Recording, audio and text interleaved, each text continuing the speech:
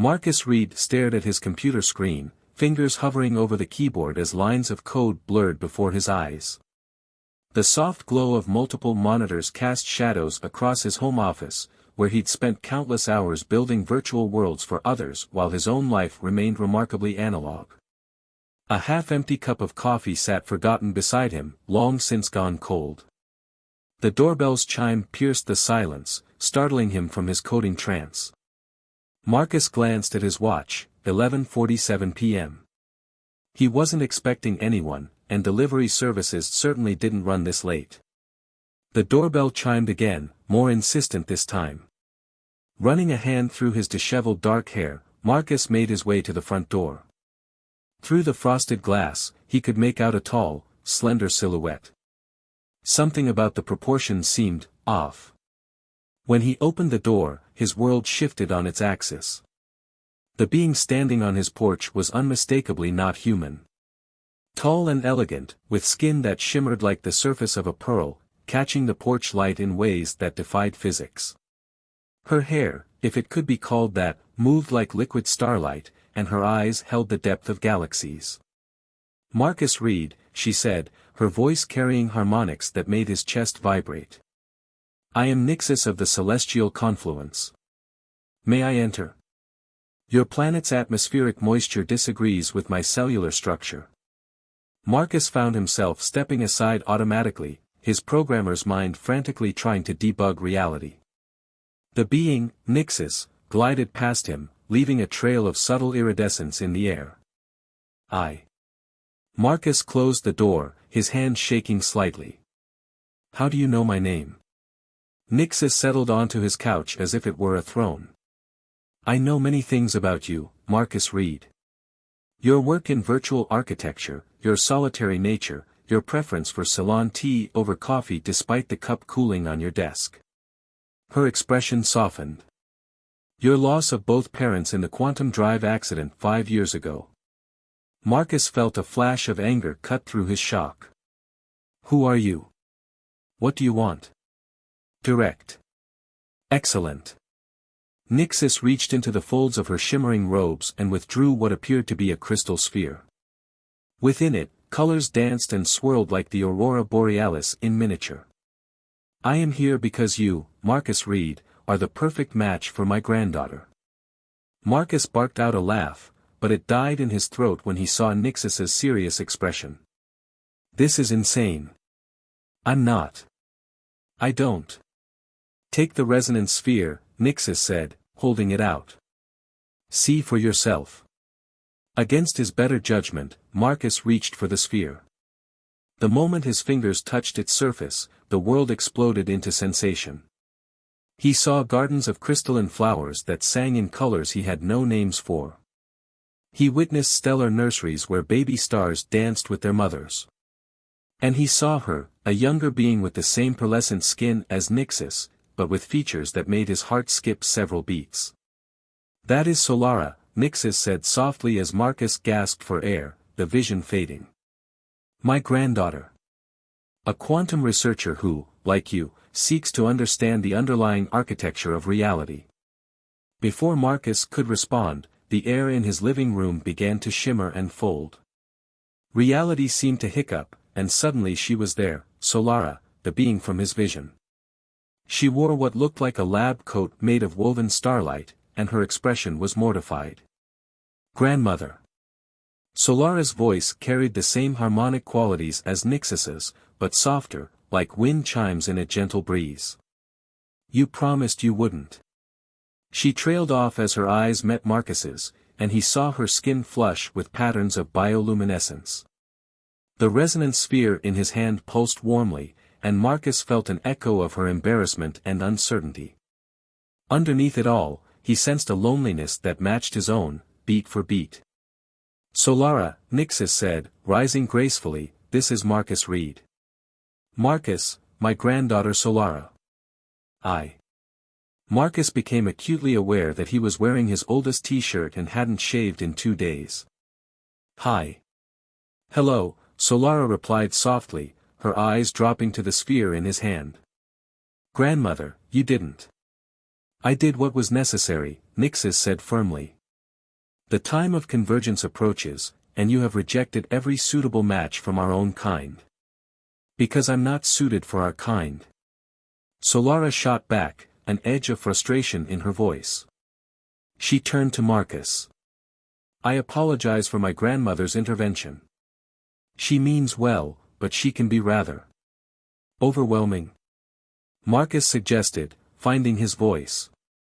A small smile tugged at Solara's lips, sending ripples of light across her skin. I was going to say determined. The sphere pulsed again, and Marcus caught a flash of something, Solara as a child, standing apart from a group of her peers, their laughter turning to whispers as she passed. You're different, he said without thinking. Like me.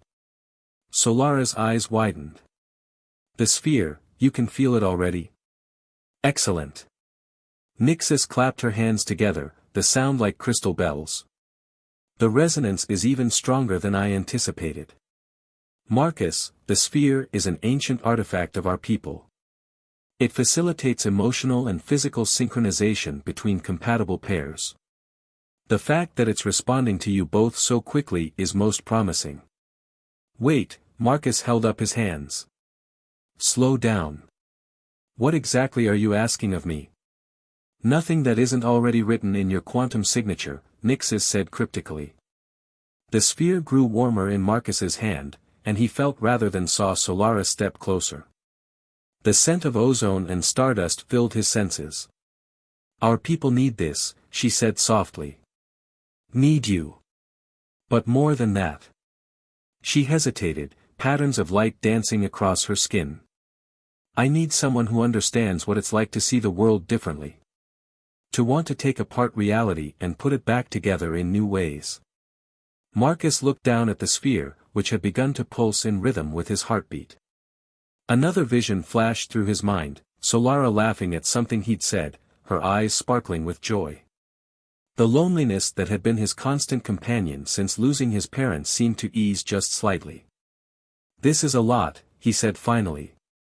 An hour ago, I was debugging virtual reality code, and now I'm talking to aliens about. He paused. Actually, what exactly are we talking about here? Marriage? Dating? Interstellar genetic diversity programs? Now you're starting to ask the right questions, Nixis said, looking pleased. Perhaps we should discuss the details over tea. I've become quite fond of your earth beverage during my search. Before Marcus could respond, a loud crack of thunder made them all jump. The lights flickered ominously. Oh dear, Nixis murmured. It seems the atmospheric conditions are becoming unstable. Our presence tends to have that effect initially. The sphere grew warm against Marcus's palm, and suddenly he could feel Solara's anxiety mixing with his own. He had a feeling this was just the beginning of a very, very strange night. Reality rippled like a pond disturbed by cosmic raindrops. The quantum anchors pulsed with increasing intensity, their harmonics threatening to tear apart the fabric of spacetime around Marcus's house. Through the resonance sphere, he felt Solara's mounting panic. The anchors are failing, she cried, her hands moving in complex patterns as she tried to stabilize the quantum fields. The convergence, it's happening too fast. What do you mean, too fast? Marcus reached for her instinctively, and the moment their hands touched, the sphere flared with blinding light. Suddenly, he wasn't just seeing quantum fields, he was experiencing the full scope of the crisis. He saw vast crystalline cities spanning multiple dimensions, their structures resonating with the combined consciousness of Solara's people. But the harmonics were breaking down, the quantum network that connected them fragmenting like glass under impossible pressure. In that moment of connection, he finally understood what they hadn't been telling him. Your entire civilization, he gasped. It's not just connected, it's entangled. And it's collapsing. Yes, Nixis said gravely, her form flickering between dimensions as the quantum disturbance grew. Our evolution led us to create a quantum consciousness network, linking all our people across space and time. But the network has grown too rigid, too set in its patterns. Without new quantum signatures to add variety to the resonance, it's becoming unstable. And that's why you need me, Marcus said, pieces clicking into place like lines of code finally compiling correctly. Not just as a match for Solara, but as a completely different type of consciousness to help stabilize the network. Solara's hand tightened on his. Through their connection, he felt her guilt at not telling him everything sooner, but also her desperate hope. The convergence isn't just a theoretical event, she explained, her voice strained as she continued working to stabilize the quantum anchors. It's a merging of consciousness, of quantum states. If we complete the bond, you won't just be connected to me, you'll be partially connected to my entire civilization. But such a connection would change you, Nixis added. Your consciousness would have to evolve to handle quantum states. Your very being would be transformed into something neither fully human nor fully of our kind. Another surge of energy pulsed through the anchor points. Outside, the aurora had spread across the entire sky, painting the world in impossible colors.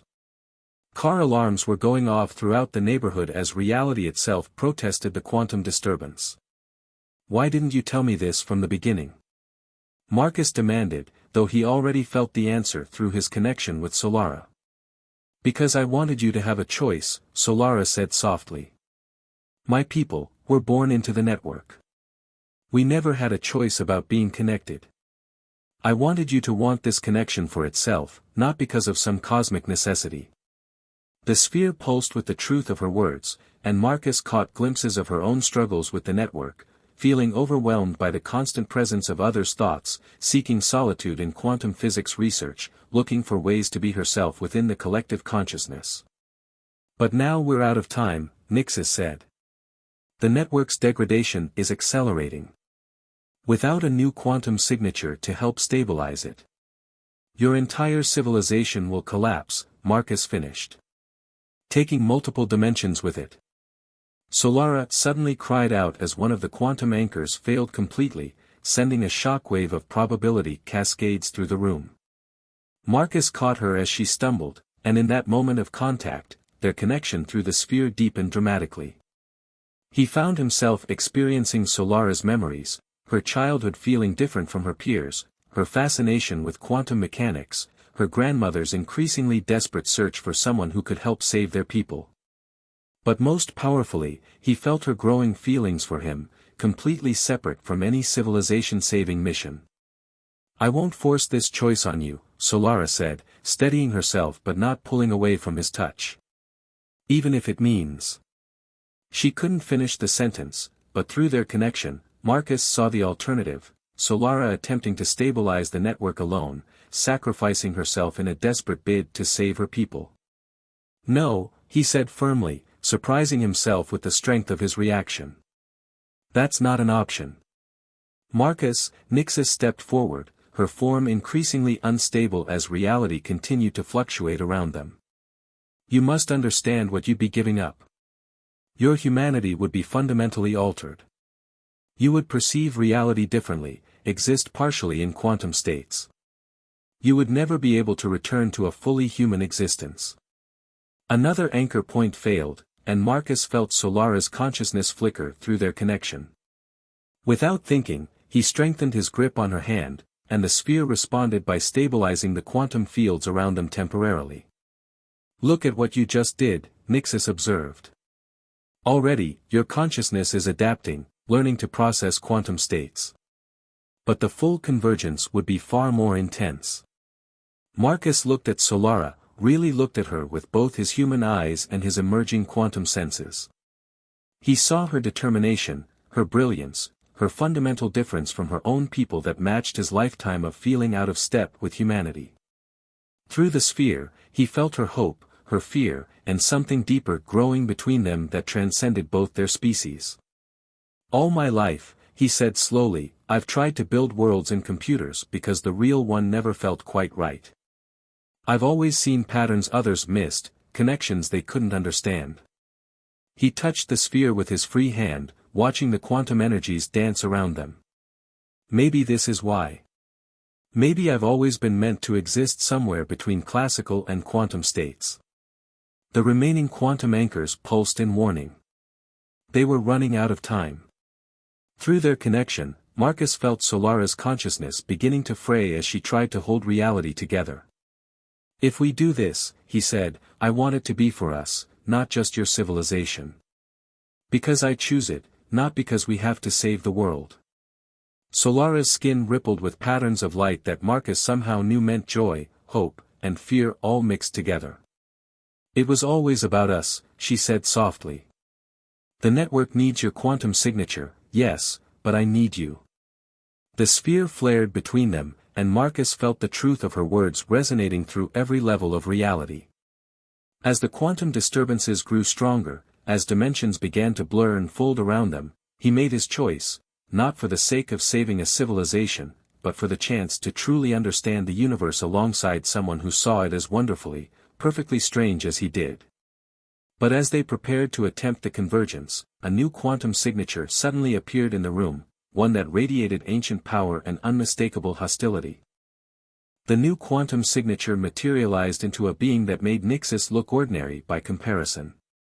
Nearly 3 meters tall, with skin like polished obsidian and patterns of light that moved like angry snakes beneath its surface, the entity radiated ancient power and disapproval. "Archon Voss," Nixus breathed, her form becoming more solid as she drew herself up. "The Council did not mention you would be observing." "The Council," the being said in a voice that seemed to vibrate through multiple dimensions at once, "has grown concerned about your unorthodox solution to our crisis." Its attention turned to Marcus, and he felt like he was being dissected at the quantum level. This human signature is indeed unique, but introducing such chaos into the network is too risky. Through the sphere, Marcus felt Solara's fear spike. "Archon Voss, please," she stepped forward. "The traditional solutions aren't working.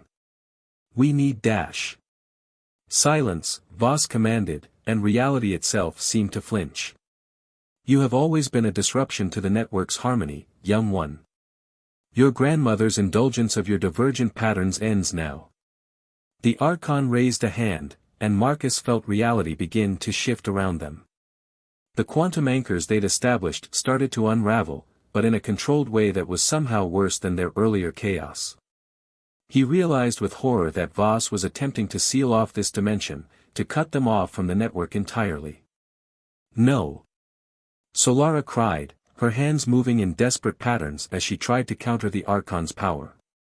"You'll trap half our people in the quantum void." "Better a partial loss than total corruption," Voss replied coldly. "Your human signature would introduce too much uncertainty into the network.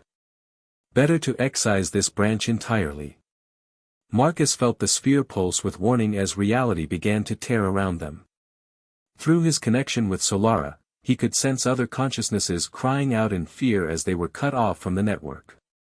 Without thinking, he stepped forward, placing himself between Solara and the Archon. "You're wrong," he said, surprising himself with the steadiness of his voice. "Your network isn't failing because it needs more control. It's failing because it needs evolution. What could a human possibly understand about our quantum network?" Voss demanded, though Marcus sensed a flicker of uncertainty in its quantum signature. "I understand systems," Marcus replied, his programmer's mind racing ahead. "And any system that can't adapt, that can't incorporate new patterns, is doomed to collapse under its own rigidity." The sphere pulsed strongly, and suddenly Marcus could see the network laid bare before him, not just its current state, but its history. He saw how it had grown more structured over time, more controlled, losing the vibrant chaos that had given it strength in its early days. "Look," he said, grabbing Solara's hand. The sphere flared between them, and Marcus did something that felt both completely impossible and absolutely natural. He opened his consciousness fully to the network. Through their connection, his human capacity for improvisation and adaptation flowed into the quantum framework. Where Voss saw chaos, Marcus brought flexibility. Where the network had grown rigid, his mind showed it new ways to bend. "Impossible," Voss whispered, its obsidian surface rippling with disturbance. "A human consciousness shouldn't be able to understand quantum mechanics." Marcus finished, even as he felt his mind expanding in ways that should have driven him mad. To see the underlying patterns of reality? Maybe that's exactly what your network needs, someone who brings new rules to the game. Solara's hand tightened on his, and he felt her consciousness joining with his, their combined perspectives creating something entirely new. Through their bond, they began to stabilize the failing sections of the network, not by enforcing rigid order, but by teaching it to adapt. You're making it worse. Voss thundered, raising both hands now. The chaos will spread. No, Nixis said suddenly, stepping forward. Look at the harmonic patterns. They're not degrading, they're evolving. And she was right. Where Marcus and Solara's combined consciousness touched the network, it didn't dissolve into chaos. Instead, it began to pulse with new life, finding ways to incorporate uncertainty into its fundamental structure. The quantum signatures of others connected to the network started to respond, adding their own variations to the new patterns. Voss made a sound of frustration and reached out with its power, attempting to forcibly separate Marcus and Solara. But the moment it touched their combined consciousness, something unexpected happened. The Archon recoiled as if burned, its obsidian surface cracking slightly. What is this? It demanded. Love, Nixis said simply. Not a forced connection, not a calculated addition to the network, but a genuine bond between two beings who see the universe the same way. That's what the network needs, not more control, but more genuine connections. The sphere pulsed with blinding intensity as Marcus felt himself changing at the deepest level. His consciousness expanded further, touching quantum states that no human mind was meant to comprehend. But instead of driving him mad, each new level of awareness felt like coming home. Through it all, Solara's consciousness twined with his, their combined perspective creating something entirely new, a bridge between classical and quantum states, between human improvisation and cosmic order. Voss took a step back, its ancient power wavering in the face of something it couldn't control or predict. The Council will not accept this, it warned. The Council, Nixis replied with quiet authority, will see the network stabilizing for the first time in centuries. They will see new patterns emerging, new possibilities opening up. And they will understand that sometimes salvation comes in forms we don't expect. Reality shuddered around them as the network began to pulse with new energy. Marcus felt other consciousnesses reaching out, first with fear, then with growing wonder as they experienced the new patterns he and Solara were creating. But even as their victory seemed assured, Marcus felt something deep in the quantum framework crack. The price of their defiance, of forcing such rapid evolution in the network, was coming due.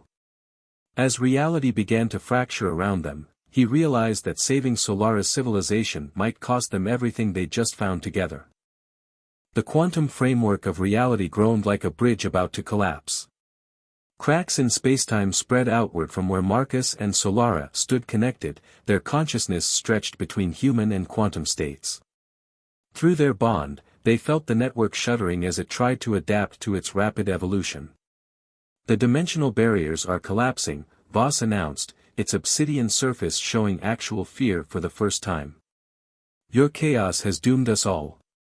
But Marcus, his mind now operating on both quantum and classical levels, saw something different. No, he said, squeezing Solara's hand. It's not collapsing, it's reformatting. Through the sphere, he could see what was really happening. The network wasn't breaking down, it was reorganizing itself, using their combined consciousness as a template for a new way of existing. The cracks in reality weren't signs of destruction but of metamorphosis. He's right, Solara gasped, her quantum senses aligned with his. The network is learning to hold multiple states simultaneously, like a quantum computer, Marcus finished, his programmer's understanding merging with his new awareness. It's not choosing between order and chaos, structure and flexibility. It's learning to be both at once. Nixis moved closer, her form shifting between states as reality fluctuated. The prophecies, she whispered. They didn't speak of salvation or destruction, but of transformation. The sphere pulsed with blinding intensity as the changes accelerated. Marcus felt his consciousness expanding beyond anything a human mind should be able to handle, but Solara's presence anchored him, kept him from losing himself in the quantum foam of reality. Through their connection, he caught glimpses of other beings in the network experiencing their own transformations. The rigid structures that had threatened to strangle the civilization were dissolving, replaced by something more fluid, more alive. "This is madness," Voss insisted, though its voice held a note of uncertainty. "We cannot simply rewrite the fundamental nature of our existence." "Actually," Marcus said, understanding flowing through him like light, "that's exactly what quantum mechanics is all about. Reality isn't fixed, it's a sea of possibilities until we observe it. Your civilization didn't need more structure. It needed to remember how to swim." As if in response to his words, the quantum framework pulsed with new energy. The cracks in reality began to emit light rather than darkness, and through them, Marcus could see something beautiful emerging. "The convergence," Solara breathed. "This is what it was always meant to be." The network was transforming into something that could hold both order and chaos, both classical and quantum states. Through their combined consciousness, Marcus and Solara began to guide the change, showing others how to adapt to this new way of being. But the transformation came with a price. Marcus felt his human consciousness stretching, changing, becoming something new. Physical reality began to look less solid, more like a suggestion of possibilities. Through the sphere, he felt Solara changing too, her quantum nature gaining aspects of human unpredictability. "Marcus," she said, her voice carrying harmonics he could now fully appreciate. "Are you afraid?" He considered the question, feeling the last vestiges of his purely human existence slipping away. "No," he realized. "For the first time in my life, everything makes sense." The sphere pulsed one final time, and the transformation reached its peak. Marcus felt his consciousness expand to its new limits, settling into a state that was neither human nor quantum being, but something wonderfully in between. Through his new senses, he could see Solara undergoing a similar change, her form becoming both more solid and more ethereal at once. When the light faded, they stood in a world that existed in multiple states simultaneously. Marcus's house was both there and not there, the physical realm overlapping with quantum dimensions in ways his new consciousness could finally comprehend. Voss had vanished, either fled or transformed, but Nixis remained, her ancient eyes filled with tears of light. "It is done," she said softly. "The network lives, but it will never be the same." "Nothing worth keeping ever stays the same," Solara said, turning to Marcus. Her form shifted between states, sometimes appearing almost human, sometimes purely quantum, but always unmistakably herself. "Are you ready to see what we've created?" Marcus looked at his hands, watching quantum possibilities dance beneath his skin. Through their permanent connection, he could feel the network pulse with new life, a harmony of order and chaos that sang through multiple dimensions. "Together," he said, taking her hand. The sphere had merged with them both, its energy now a permanent part of their shared consciousness. "Show me everything." As they stepped into their transformed reality, Marcus reflected that some questions didn't need traditional answers. What was he now? Neither human nor quantum being, but something new. What was their connection? More than love, more than physics, but no less real for defying definition. The network hummed around them, vibrant with possibilities, as flexible and adaptive as life itself. Other consciousness reached out to them, learning to navigate this new way of being, finding their own balances between states. "Your grandmother," Marcus said suddenly, turning to Solara. "She knew, didn't she? Not just about the network's needs, but about us, about what we'd become together." Nixis smiled, her form settling into something between her old regal bearing and a new fluid grace. "I knew the network needed change. I knew my granddaughter needed someone who saw the universe as she did. Everything else." She gestured at the transformed reality around them. This was your creation. Solara's consciousness brushed against his, sharing joy and wonder and possibilities yet to be explored.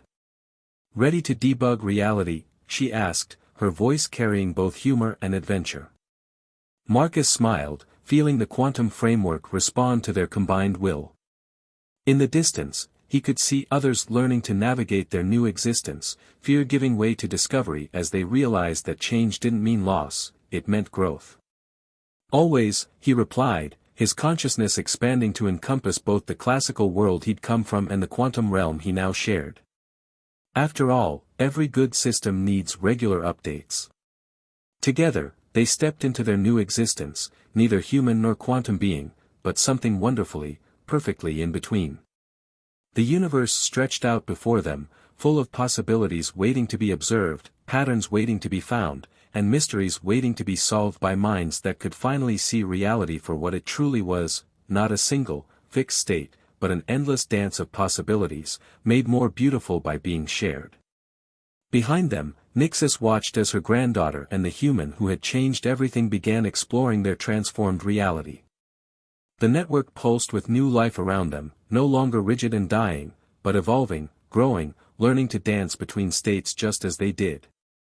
Sometimes, she reflected, the best solutions came not from careful planning, but from letting the right kinds of chaos find each other. And sometimes love, like quantum entanglement, worked in ways that defied even the most ancient laws of reality. The convergence was complete, but the story was just beginning.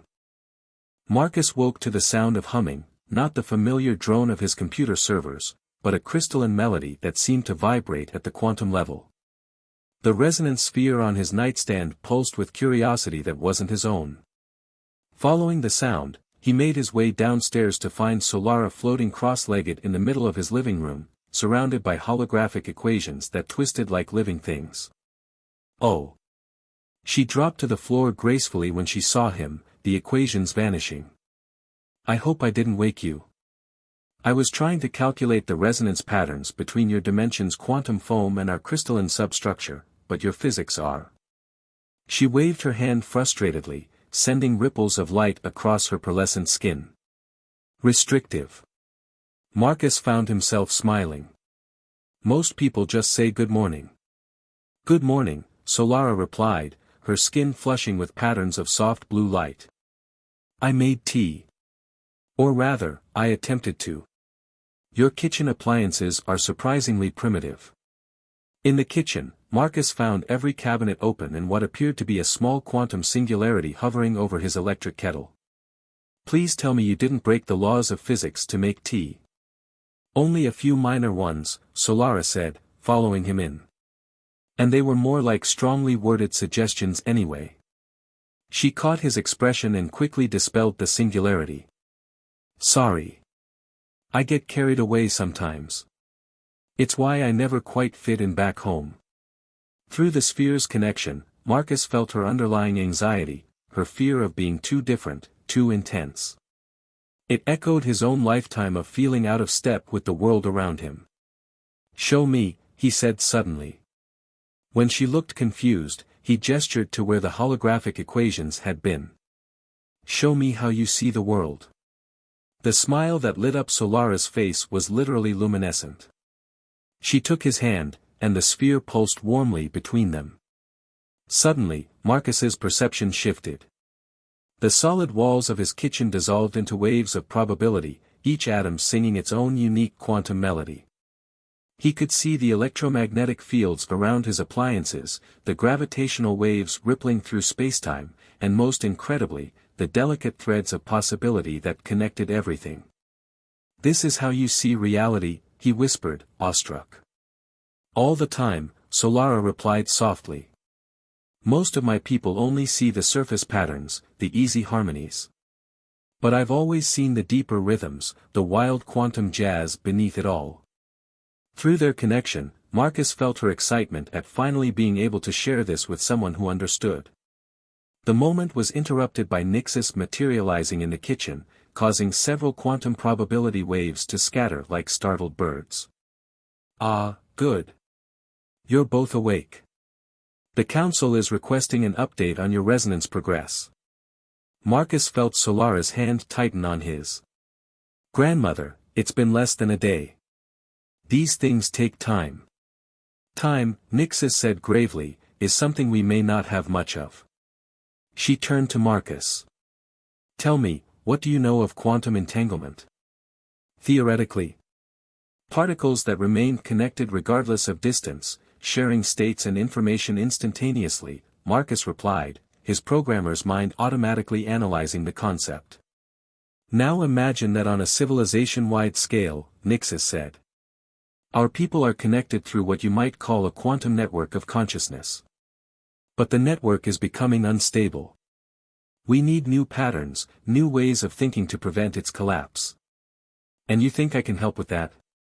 Marcus asked, skepticism creeping into his voice. I know you can, Solara said before her grandmother could respond. Your mind already works differently from most humans. The way you build virtual worlds, seeing connections others miss, you're a natural quantum thinker trapped in classical physics. The sphere pulsed with her conviction, and Marcus caught glimpses of possibilities, himself working alongside Solara, their different perspectives combining to create something entirely new. But he also felt her holding something back, a worry she was trying to hide. There's more to this, isn't there? He asked. Something you're not telling me. Before either alien could respond, all the electronics in the house suddenly went haywire. Lights flickered, his computers began rebooting themselves, and the quantum singularity briefly reappeared over the kettle. The dimensional interference is getting worse, Nixis observed. We need to establish proper anchoring points before your entire power grid is affected. I can handle it, Solara said, raising her hands. Patterns of light began dancing between her fingers as she manipulated quantum fields Marcus could now partially perceive. But I'll need help. Marcus, the sphere, it can act as a stabilizing factor. Working together, they spent the next hour establishing quantum anchor points around the house. Marcus found that his experience with system architecture translated surprisingly well to quantum engineering, even if the hardware was reality itself. Through their growing connection, he and Solara developed a rhythm, her intuitive understanding of quantum mechanics blending with his structured approach to problem solving. Remarkable, Nixis said, watching them work. The resonance patterns are already showing signs of harmonic convergence. Perhaps we should move up the timeline for dash. Grandmother, Solara cut her off sharply. Please. But Marcus had caught something through their connection, a flash of what looked like a massive crystalline structure, thrumming with energy, and Solara standing before it with an expression of both determination and fear. What timeline? He asked. What aren't you telling me about this convergence? The lights flickered again, and Marcus felt Solara's anxiety spike through the sphere. She turned to him, her expression torn. Marcus, there's something you need to know. About what happens when our species truly connects with another. About what it means for both of us. The sphere pulsed with the weight of unspoken revelations, and Marcus realized he was standing on the edge of a decision that would change not just his life, but potentially the nature of his very being. The question was he ready to take that leap? Thunder rolled overhead, and through the window, Marcus could see strange lights beginning to dance in the sky, an aurora that shouldn't be possible at this latitude. The quantum anchors they'd established hummed with increasing intensity, and he could feel reality itself holding its breath, waiting for a choice that would ripple across dimensions. In that moment, looking at Solara's worried face glowing with internal light, Marcus realized that for the first time since losing his parents, he felt truly alive. The sphere warmed in his hand, reflecting back the certainty he felt growing in his heart. Whatever changes were coming, whatever truth she needed to tell him, he was ready to hear it. But before Solara could speak, all their quantum anchors flared with sudden energy, and the very fabric of reality around them began to bend.